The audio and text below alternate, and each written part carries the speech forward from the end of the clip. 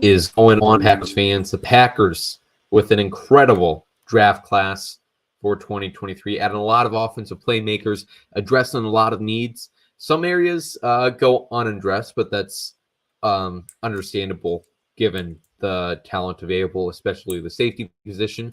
Hey, they did get Anthony Johnson Jr. from Iowa State, though, at the end there. So I wanted to give my initial thoughts on this live stream here. Not too deep of an analysis, but just my initial thoughts on the players, and hopefully we can have a good time recapping this Packers class. So 13 picks overall, gathered some extra picks both from the Aaron Rodgers trade and then by moving back 2 times in the second round. So had a total of 13 picks, 3 of those being wide receivers, 2 tight ends, 2 defensive linemen, 2 defense backs, a quarterback, a running back, an edge, and then, of course, a kicker, Andrews Collerson.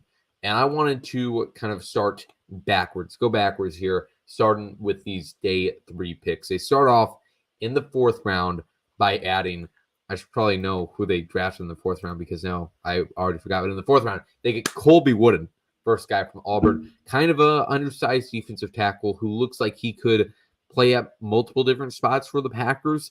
Very versatile player, and that's the same with Carl Brooks, who they added in the 6th round from Bowling Green.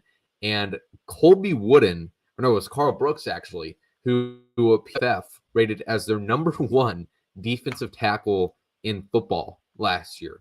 Great in both sides of the game, both a great run stopper and a great pass rusher. So that certainly seems to be a steal there. In both those guys, like I mentioned, versatile players. Then in the 5th round, they get a quarterback, Sean Clifford from Penn State. And this is an interesting pick here. And I went into this draft hoping and expecting them to take a quarterback because behind Jordan Love, you have Danny Etling, which I love. Talked with him a little bit at training camp last year. But definitely needed somebody else in that room. And people were campaigning and asking them to sign a veteran quarterback. And you could consider Sean Clifford a veteran quarterback because he has pretty much everything you would expect a veteran quarterback to have. He's 4 months older than Jordan Love. And it seems that the main reason the Packers drafted him, even more so than anything he can do on the field, is just his personality and, brain power he is going to add to this quarterback room. So interesting choice there, but that is a great example of a team's specific evaluation of a player being completely different from the outside narrative on him. I mean, there was people saying that he could have gone undrafted, but the Packers, like Brian Gutekunst just said in his press conference, they saw the run of quarterbacks happening in that early half of a first round, didn't want to lose their guy, and they saw that below Clifford, there really was not anybody they like. So did not want to come out of this draft without that backup quarterback. So we'll have to see what he does at camp. And then in their second pick in the 5th round, they get a wide receiver, Dontavian Wicks from Virginia. This was a very popular pick, and I like it. Seems to be a deep threat. Tall, fits the Packers mold at least more than the other 2 wide receivers they drafted. Really excited to see what he can do. And, this wide receiver room is going to look completely different from last year's, obviously. No Allen Lazard in there.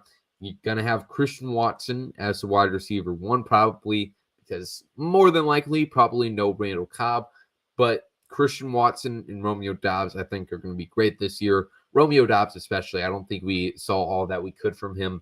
Had a great training camp last year. Heard a lot of noise about him, but just because of injuries, did not see too many opportunities on the field. So Watson and Doubs lead in this room. Could still see them signing a veteran wide receiver, but at the end of the day, you might be getting a Sammy Watkins guy, which really does not add too much value there.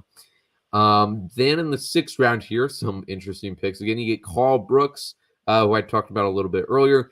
Anders Carlson. And, he is the brother of the Raiders kicker Daniel Carlson, who was drafted by the Vikings, missed 3 field goals in that game in 2019 that went into overtime and ended in a tie because Carlson and Crosby were just exchanging missed kicks. But he is the brother of Carlson, who was also a very successful NFL kicker now after he spent some time with Rich Bisaccia. And Carlson, had 2 injuries in in college. 2 season-ending injuries, lost to ACL or tore ACL rather. And his stats in in college again were not particularly what you would expect from a draft pick out of a kicker. And I'm searching for those now here. He was 171 for 173 on extra point attempts, which is good. You'd hope that. But career field goals attempts, 76 of 107. So that's 71%. Career from 40 to 49 yards, 64.1%. Career from 50 plus, only 4 for 16, so 25%. And then his 2022 kickoff return attempt rate was 42.2%, and that was 99th in college football. So once again, not the perfection that you'd expect out of a draft pick, but there were a lot of kickers taken in this draft. And we'll have to see what the Packers do there. Mason Crosby is still currently a free agent. Could see them still going out and signing a veteran that's in the league, or maybe an undrafted free agent, and just seeing what they got in Carlson as well. But they definitely need somebody who can do kickoffs at least, because we saw Pat O'Donnell try that a little bit last year, and he was better than Mason Crosby. But over these past few years, the Packers have deeply suffered from that with Mason Crosby gone, or Mason Crosby just not able to hit that long distance, and obviously hurt them a lot. So kicker in the round 6, and then in round 6, they also pick up this is going into round 7 now. They also pick up 2 defensive backs. And both these, according to the draft media, appear to be steals. You got Carrington Valentine out of Kentucky. Mel Kiper, really high on this guy. Take that for what you will. But the Packers' depth at cornerback is certainly not great. You have your 3 starters. You have Jair, you have Rasul. And I mean, it's even a stretch to say you have your 3 starters, because Eric Stokes dealing with this injury. We don't know what he's going to look like at the start of this year. So after that, there is hardly anybody. You have Shamar John Charles, who they drafted last year's, but really good to add another body to that cornerback room, get some more depth in there. And then I'm interested to learn more about the 2nd, 7th round pick, and Lou Nichols out of Central Michigan. Not the fastest guy in the world. Ran a 4.840. But as some people have pointed out, he has similar running style to Eddie Lacy. Just, kind of a little bit of power runner, but not Marshawn Lynch, not A.J. Dillon. Somewhere in between there. Quick on his feet for sure. A few clips I've seen from him really seems to, once he gets out in space, he's hard to tackle and he's pretty quick. So interested to learn more about Nichols. And once again, just like cornerback, the running back depth is not great. You have Jones, you have Dillon on the last year of his contract here. And after that, you have a few projects that the Packers have been working for. You have Patrick Taylor, who has been with the Packers for 2 or 3 years now, and he has not resulted in much. And then you have Tyler Goodson, undrafted free agent out of Iowa from last year, who I thought looked good in camp and in the preseason. So will still be a little bit of a competition there once training camp comes along, with Nichols now in the mix. And then the Packers rounded it off with Anthony Johnson Jr. and Grant DuBose. Johnson, great team leader for Iowa State. He was talked about a lot going into this draft for the Packers. Was always talked about as a day 3 candidate here. And the Packers, they missed out on Brian Branch. They traded down when he was still on the board, and they traded with the Lions, who ended up taking him. And then they also in round 2 traded back with the Buccaneers, who took Cody Mock out of North Dakota State, who is also associated with the Packers. But anyways, they missed out on Branch, missed out on a few other safeties. So, they really need a starter this year. I don't know if Anthony Johnson is going to be that in week 1, but I definitely think he can become that. definitely think he can contribute, even if it's not every single snap here. He played cornerback for 4 years at Iowa State, and then just this past year was playing safety for them. So good pick there. And then they ended off with Grant DuBose out of Charlotte. Don't really know too much about this kid. I'll be honest with you. So overall, though, really happy with that day 3. And then Uncultured Barbarian is in the chat. What is up, my man? Good to see you. So that's day 3. And then day 2 and day 1, just love all of those picks. First, you get Lucas Van Ness in there. And the more and more I learn about the kid, the more and more I love this pick. Truly. Just seems athletic beast. And he's going to have to start pretty early on in his career, unlike Rashawn Gary. Rashawn Gary is not going to be in the lineup week 1, even if he is a little bit ahead of schedule on his ACL recovery. So you have Preston Smith and then Lucas Van Ness probably as your 2 outside linebackers starting this season. And Van Ness, I think, will be great as a immediate contributor. Or, maybe great is setting the expectations a little too high. But, even if he is not able to master the techniques that he will hopefully eventually develop, but he has all the athletic abilities to be able to get away with it early on in his career. So excited to watch him. A kid, yes, I'm sorry, Soder. He is, I guess, 3 or 4 years older than me. And then you have on day 2, they had 2 tight ends there, 2 that are going to be able to be, play in multiple different ways for this Packers lineup. You have Josiah DeGuara in there as your H-back, and Tyler Davis, who is Tyler Davis.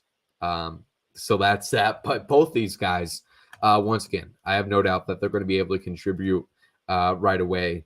And this Packers team really added some players that I think are going to be the future of this team. Maybe not seeing it alone, but Gutekunst has always talked about viewing this team building process as a 3-year windows. And they kind of extended this last 3-year window they had with Aaron Rodgers by keep on trying to run it back one more time. But this is clearly a new window here with Jordan Love as your quarterback. And if you look at the 3-year window of Jordan, or when Aaron Rodgers was taking over at quarterback, I see that being going pretty much the same way with Jordan Love now. In 2008, so the first season at Rodgers starting, were not great. Did not make the playoffs. I believe they finished 6-10. Rodgers showed some promise, though, and they just kept on building. They had a young team then. And then in 2009, they're putting the pieces together. They go to the playoffs. They lose in heartbreaking fashion to the Cardinals. And then in 2010, they're winning the Super Bowl. Hopefully, that same thing will repeat here in Green Bay, starting in 2023. Going into this upcoming season, can't really say anybody's hopes are too high to end up winning the Super Bowl. But hey, who knows? Maybe Jordan Love just comes out and is lights out. But it's going to be a learning year, a very, very young team. David Bakhtiari is about to be the youngest guy or the oldest guy rather on this team. So young, very young team here, including the quarterback, Jordan Love, who's only 24 years old. Then in the next year, hopefully putting the things together. And then so we're looking at 2026 as the year the Packers win the Super Bowl. And I guess you can even go the same way with Brett Favre. If you don't include 1992 in his first year starting, then you have 93, 94, 95. Well, I guess you got to chop off 93 too. But in 94, 95, 96, they end up winning the Super Bowl in 96. So, it's not as, as optimistic going into the season as we were the past 3 years. But I think the Packers are doing it right. I think the Packers are putting the pieces together. And hopefully they don't fall on their face. Hopefully Gutekunst can continue to put these good draft classes together. And obviously, sitting here only 2 or 3 hours removed from day 3 concluding, it's easy to look at all 13 of those players and hope that they're going to be future Hall of Famers. You can look at all of their strengths, but at the end of the day, probably only half of these guys are going to live up to expectation. But hey, 6 or 7 out of these 13 guys living up to their expectations would still be a phenomenal draft class. So really excited with what was done these past 3 days by Gutekunst and Co. We will be making content this week. I got a video tomorrow coming out where I talk to some Jets fans about the Aaron Rodgers trade, so make sure you check that out. And then we'll be talking with Tyler Brook this week, great draft expert. So we'll be talking to him to recap this whole Packers draft class once again. Let me know your thoughts on this Packers class in the comments down below. I'll talk to you later. Go Pack, go.